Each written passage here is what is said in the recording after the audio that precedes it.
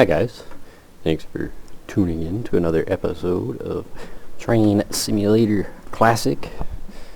Today we're continuing on with our Pennsylvania Railroad DLC looks and peeks with the Virtual Railroads RS11, Alco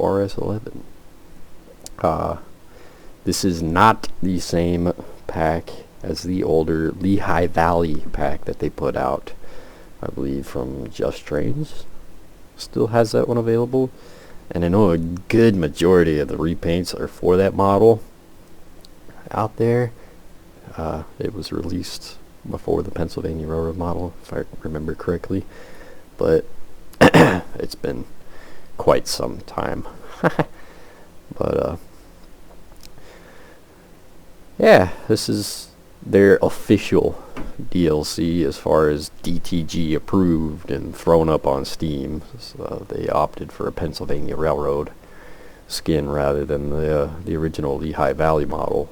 So for those of you that are looking to buy one for reskinning purposes, frankly I'd buy the Lehigh Valley one.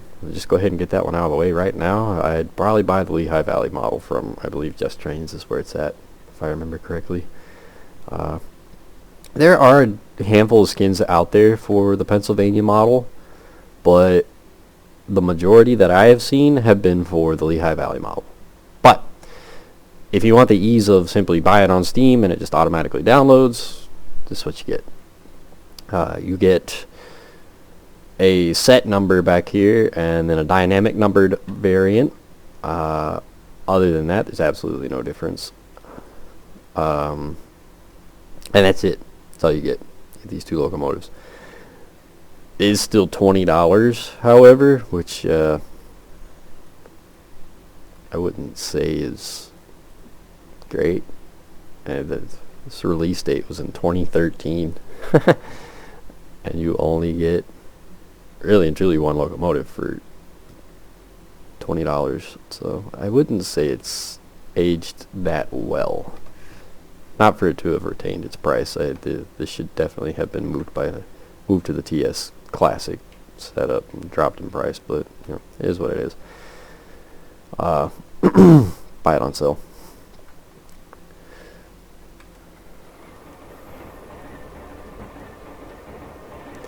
Overall, it's not a bad looking locomotive. You will get scenarios for the horseshoe curve route, which we are not on. We are on the Ohio Steel for giggles and squiggles to get away from playing with horseshoe curve over and over. I have noticed that these will, on weird occasion, cause out of memory errors.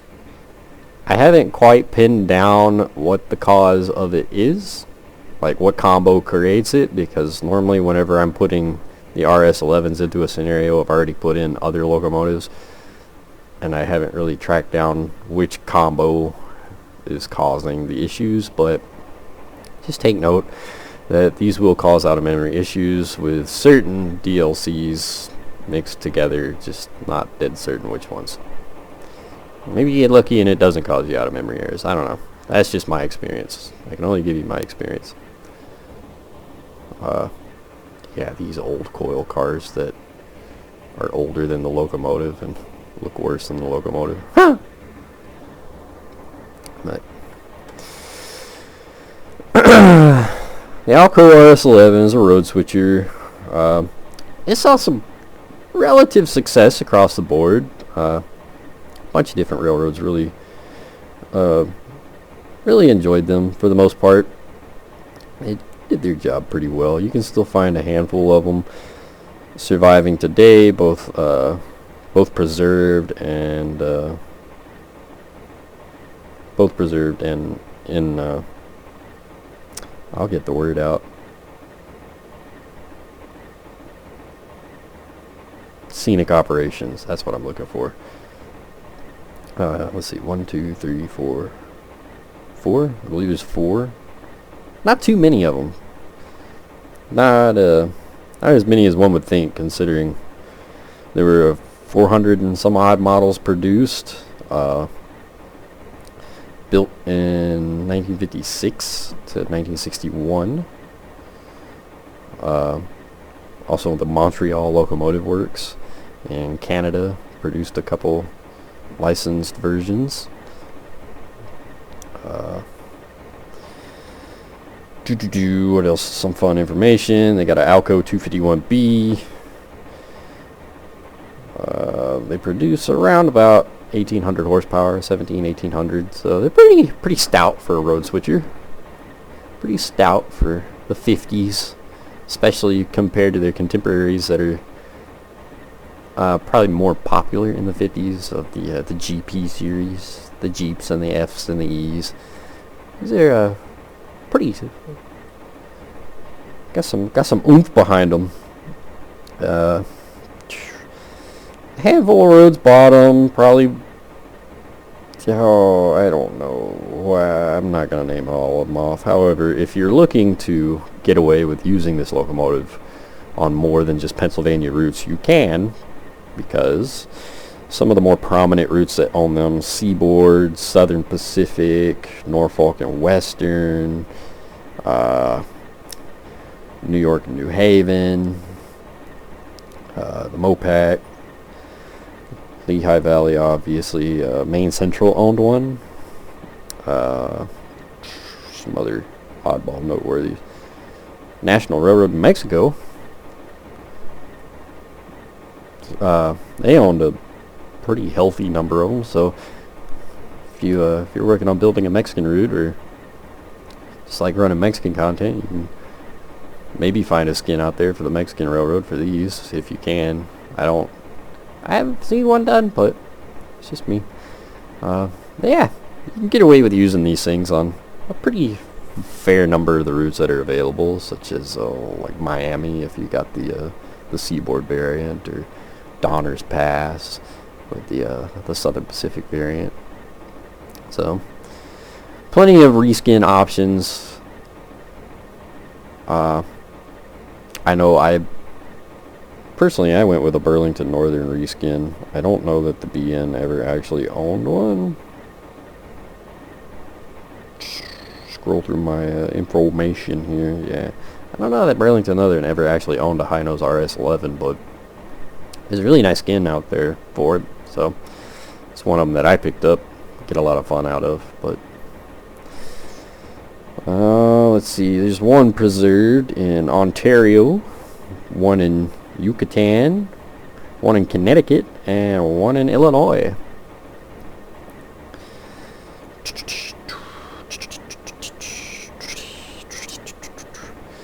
So pretty healthy locomotive, I will say. If you like doing freight drags, you will really enjoy this thing. So these are long hood forward, by the way, which can be annoying.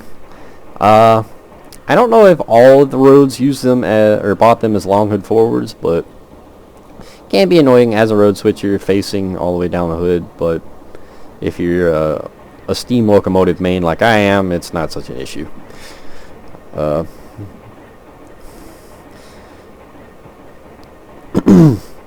These were pretty much Alco's answer to the GP9, the GP7, GP9s. And truth be told, one could argue it being a better locomotive.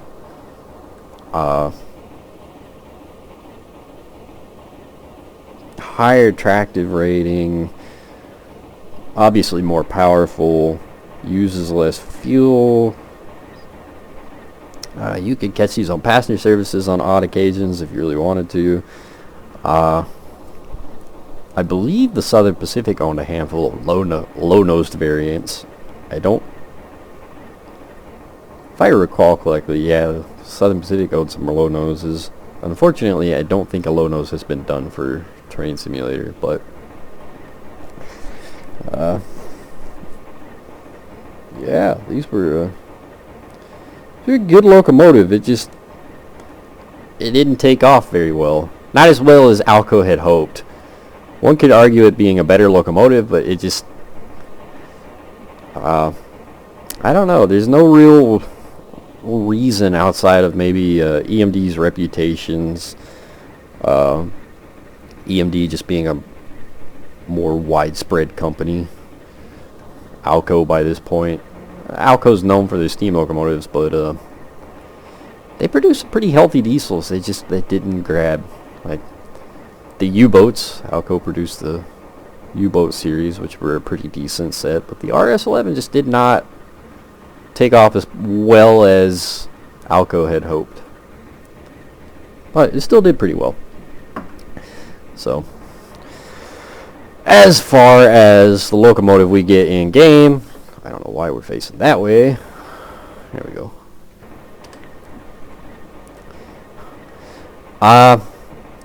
So I've got the time set to 0830.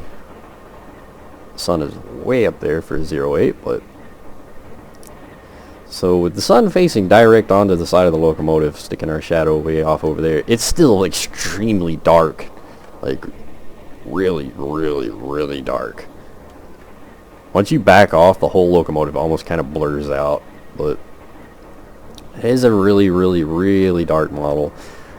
And like I said, this was released in 2013, so there are some obvious things that are going to show through that show their age. But there are some other things that really show VR's attention to detail, like these little hinge plates here. Some developers today couldn't be bothered to put those on their models for $20. These are separate hinge plate objects, which is kind of cool. You know, dumb little details that you notice, but once you get up on it, you can kind of see the texturing. It's dated. It could stand for a facelift. The lettering's kind of blurry. It's got kind of an overall dusty, scratched up appearance on it, which is kind of nice. Like I said, both locomotives are identical.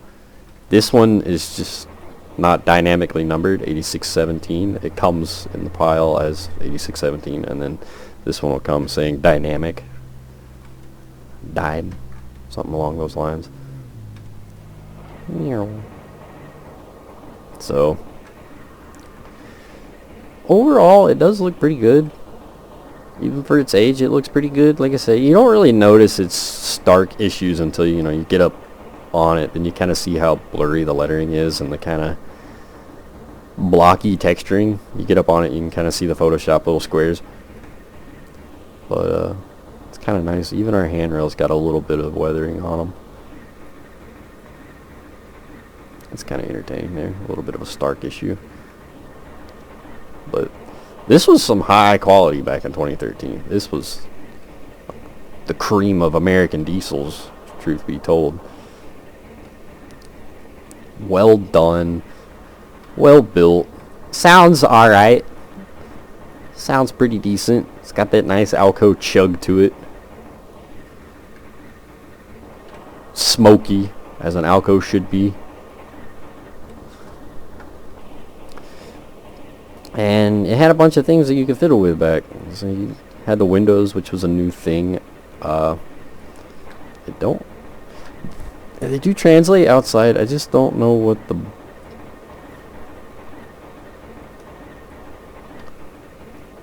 I don't know what the black outline is. I don't know if that's like your window framing, but it doesn't show up outside. It shows up inside, which is... Yeah, I don't know what that... I don't know what that is, but that's kind of one of those noticeable issues from times gone, and it's black, whatever that is. It is black hole. Inside the cab, the floor is awesome. I love the floor. The floor texturing, mint. It doesn't look bad from the standard cab view. It's when you kind of zoom in and you kind of see the stark issues, like this right here. The doors you can't open, so you have some odd issues like that. Kind of just blurry.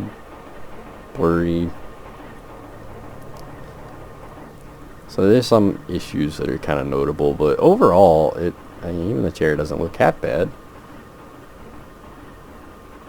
Like I said, it could stand from a texture update, but the model itself has, truth be told, hold up pretty well.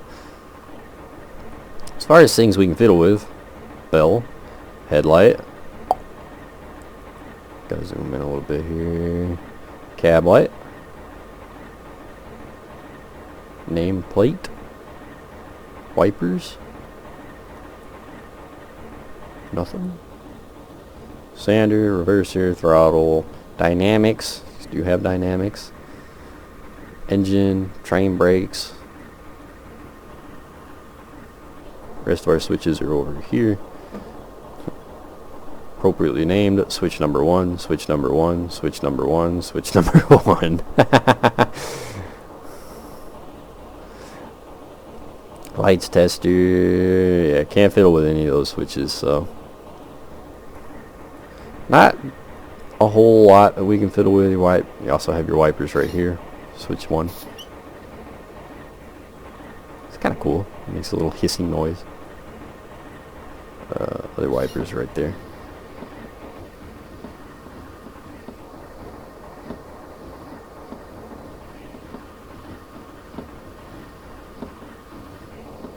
Wipers actually don't sound half bad.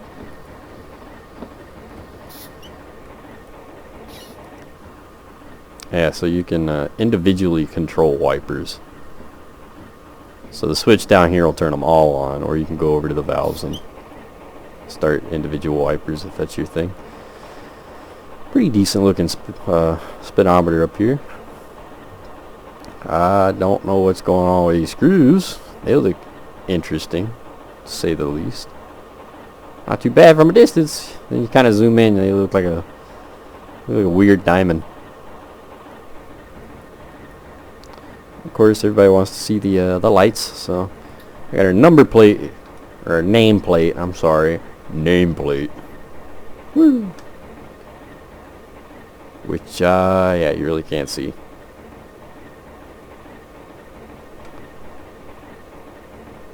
But it is lit. Turn that off. Headlights. We'll go bright. Cab lights. Cab lights not too bad. Not overly bright.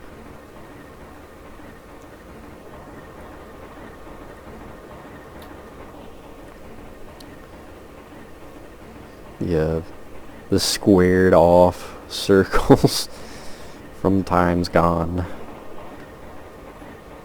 Oh, no headlights? No headlights. There's our headlights. So, actually, I think, so that's off. I think that's forward, and I think that's reverse. They don't have an actual flipped headlight. So, unfortunately, this model has my most irritated looks. I hate these neon LED white bright. They're god awful, ugly, wrong.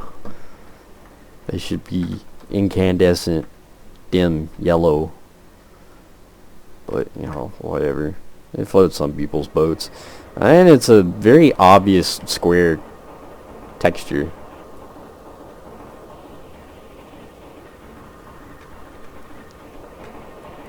Yeah, don't like that. That's gross. Let's turn that off. Turn that off. Let's just hide that. Hide that so we don't see it. Set our switches here so that we can oogie boogie down the rail a little bit. And boom, boom. About that. Nope. Yep. There. No? I don't really put us the direction we want to go either. There we go. That'll put us on a little bit of a main track.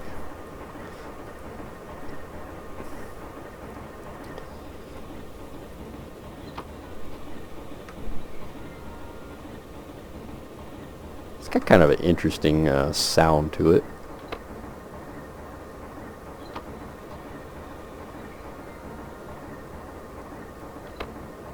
It almost sounds like it putting in gear. Like you can just, it's very, very faint, but you can hear it. You have to turn your volume way up to hear it, but it is there. Sanders, they make noise, however, no sand on the ground. Matter of fact, the sand sound's coming from up here. The Sanders sound. And, no... Oh, you really can't see it. Underneath the locomotive is just black, but there are no sand pipes either, so... Not sure where the sand's going, but they are there. Of course, brakes. Brakes don't sound half bad.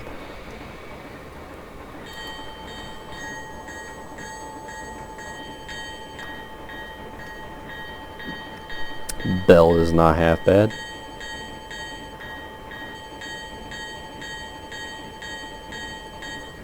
There's no real sound occlusion either. Yeah, no sound occlusion.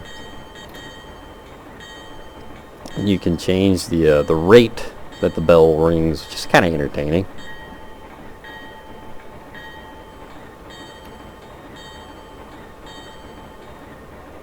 So that's cool. Bell sounds nice.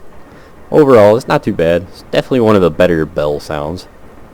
Of course, horn.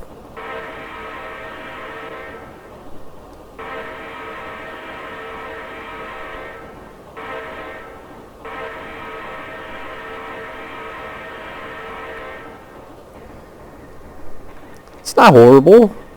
It's got a noticeable, like, click to it. You notice the sound, like, it's almost like flipping a switch. Bam, the sound's on. It doesn't really have a gradual wind up and gradual die down. Yeah, the die down's kind of there. You gotta really listen for it.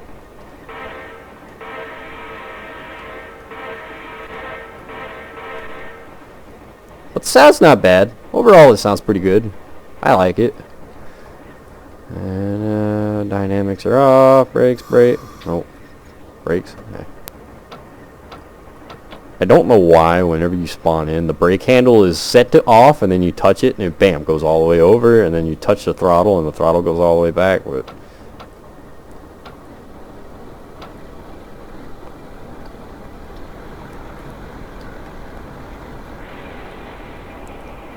start spitting black smoke like a like an Alco should. Alcos are smoky.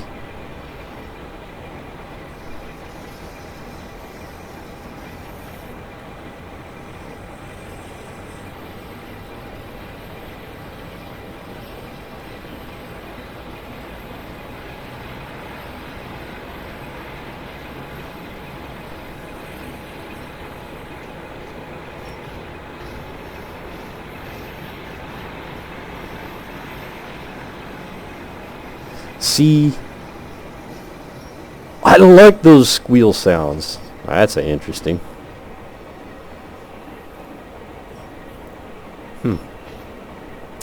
Floating. Ah, there's more floating. I have done absolutely nothing to this route. This is bone stock from the Steam store. So for those of you curious about the Ohio Steel Division, it does have some interesting issues.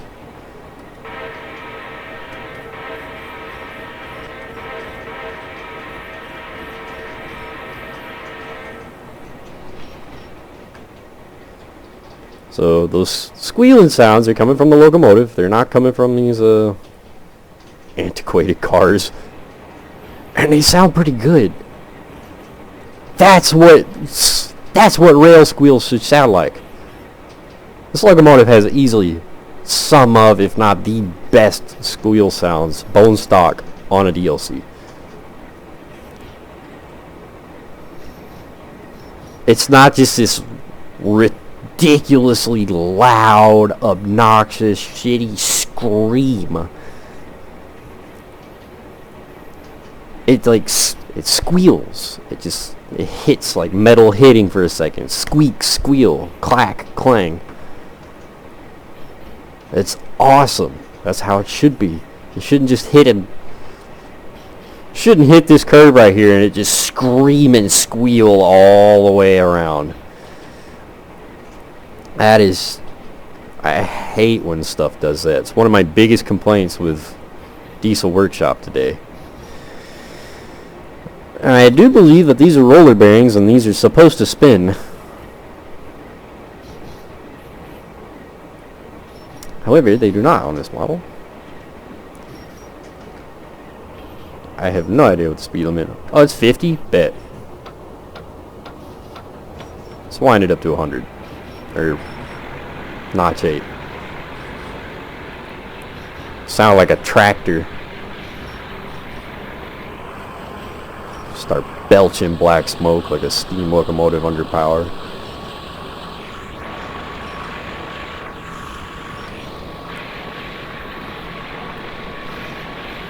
The smoke does do some interesting TV static.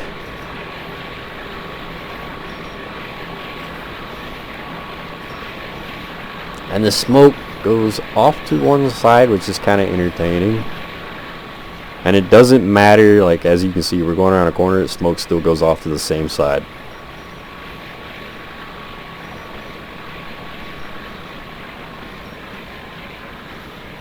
Judging by that lean, I'm going to say we shouldn't be going as fast as I am. No, it's still 50 mile an hour. With these issues with the old all-aboard routes.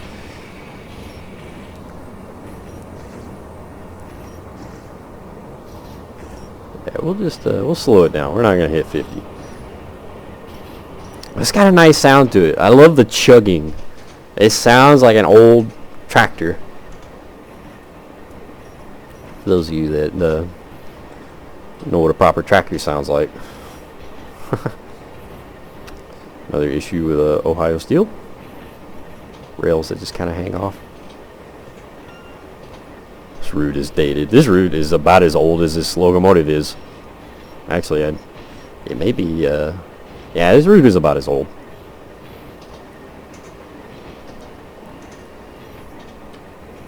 Yeah, I love the rail sounds from this model.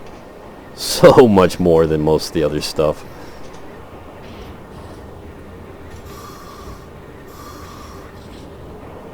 The brakes don't sound too bad. It just kind of hisses and it doesn't continue with your handle, so it's kind of different. I don't know if that's supposed to be like that, but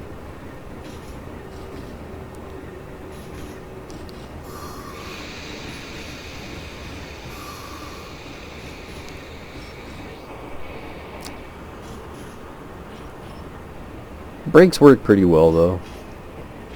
There's something interesting.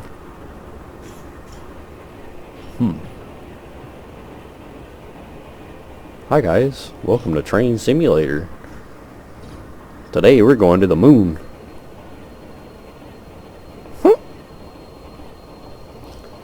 This route has not aged well at all. However, it happens to be one of the most perfect routes for this locomotive. For those of you that are good at oh lord. Yeah, for those of you that are good at updating routes, Ohio Steel needs a desperate update. Hint hint, wink wink. Anywho, locomotive sounds really good. That's probably one of the biggest perks to this locomotive, is its sounds have stood up really well over time. And I think, if I remember correctly, these are unique to the RS11. I have not heard these sounds reused on other stuff, so great sounding. It's a real powerhouse. However, I do find issue with a couple of the scenarios that are set up. It'll have a train far too heavy for one locomotive, and so you'll start to go up a hill and that'll be that. I know there's one of the scenarios for the horseshoe curve where you'll hook up to your whole train and then it immediately sticks you up on a hill. You'll open the throttle wide open and you will 100% stall out. I don't know if that's a bug or what, but that's more of a scenario issue. That's not a locomotive issue, but still a real powerhouse. You can, it does its job really well. If you like road switching, or you're like me, you like to do the museum layouts and such, this locomotive is an absolute must-have. Now, I would still say buy it on a sale. I wouldn't say buy it full price. I don't think it's really worth the full $20, not for what you get, and the fact that it's still aged. It definitely still shows, and these chains are ugly, pitiful, but it's still a decent locomotive. I think on sale, when Steam does their Steam sale, it's well worth a buy. And then of course there's the Lehigh Valley model, which I don't know what the real difference between the two is. I know it is considered two completely separate locomotive files. So if you try to use repaints that were done on that Lehigh Valley model, they will not work if you push them on this Pennsylvania model. But yeah, I still think it's well worth taking a look at least. If you have your Pennsylvania stuff or you like road switching and whatnot, it really is well worth taking a look at because it is a good model overall. It sounds really decent. It still looks pretty decent. Physics are alright. If anything, it could really just stand for a texture update. That would go miles for this locomotive. A good texture update up to like today's standards, mint. Absolutely mint. But yeah, there it is. The Alco RS11, available on the Steam store for $20. Released in 2013. Go take a peek at it. I believe there's a sale coming up not too long from now. If you don't already have it, it's well worth looking at. Certainly one of the better models. One of the few that I don't have a whole lot bad to say about. My biggest issue, really and truly, the headlights are god awful ugly, and this texturing overall really needs an update. Really needs a facelift. But other than that, it overall is a nice model. And I'm trying to think of it in 2013 standards. I'm not trying to think of it in today's standards. Like, you park this right next to, say, Machine Rail C424. This really doesn't hold a candle to it. That model is laughably newer, but overall, it certainly it has stood the test of time laughably better than the F7s that have been used for years and years and years and years and years, or the Kuju SD40s that have been used for years and years and years and years and years. They're just, these have held up pretty well for what they are. So do go take a look at them, and I will see you guys next time.